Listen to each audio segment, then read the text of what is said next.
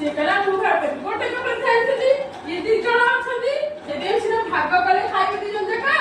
ସେଠୁ ଏ ପିଢି କହିଲା ମୁଁ ଭାଗ କରିବି, ସେ ପିଢି କହିଲା ମୁଁ ଭାଗ କରିବି। ଏମିତି 2 ଜଣ ଯାକ ଭାଗ କରି କରିବା କଥା ତାଙ୍କ ଭିତରେ ଝଗଡା ଚାଲିଲା। ସେଠିକା ସେ ଯୋଉ ଗଛ ମୂଳରେ ବସିକି ଝଗଡା ଲାଗୁଥିଲେ ସେ ଗଛ ଉପରେ କିଏ ଥିଲା? ସେ ଗଛ ଉପରେ କିଏ ବସିକି ଥିଲା? ସେ ଗଛ ଉପରେ ବସିକି ମାଙ୍କଡ